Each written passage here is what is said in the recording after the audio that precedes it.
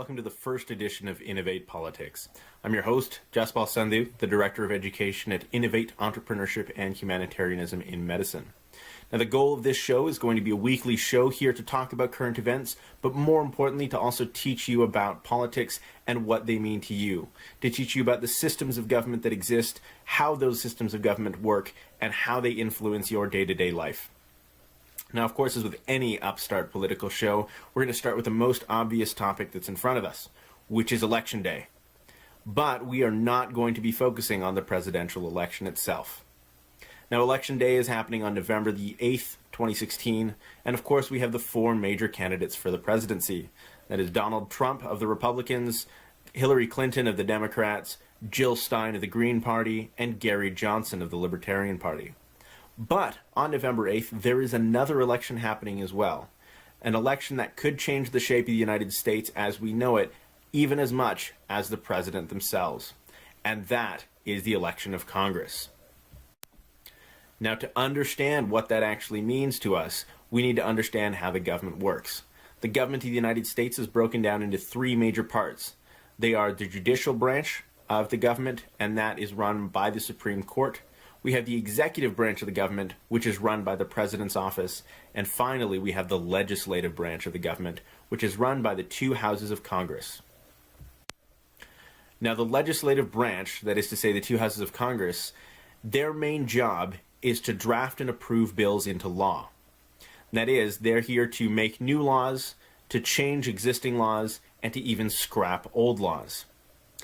Without the cooperation of both of those houses, the Senate and the House of Representatives, a president's ability to make any kind of lasting change, whether that's on gun control, on immigration, or on healthcare, is extremely limited. And a great example of this was actually with President Obama. During one of his terms, President Obama made an effort to pass his universal healthcare bill, Obamacare, and it was actually blocked repeatedly in both the Houses of Representatives and vetoed by the Senate, until finally he was able to draft a different version of the law, which was approved by both of those houses and finally put into law as we know it today.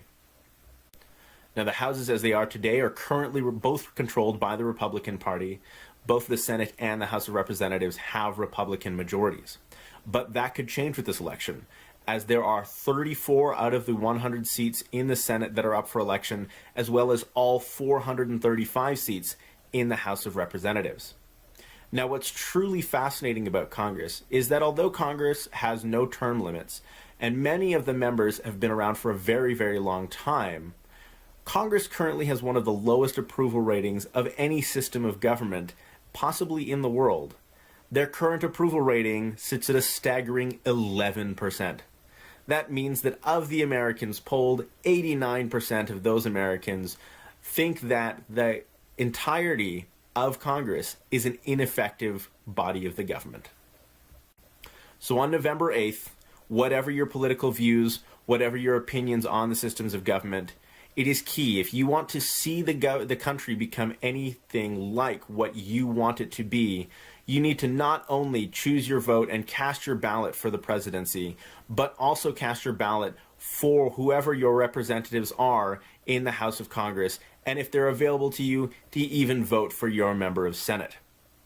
Thank you so much for joining me on this first episode. If you enjoyed this video, click the like button, and if you want to see more of them, please click subscribe. Some days I'm really good at English. Today apparently seems a bit of a struggle.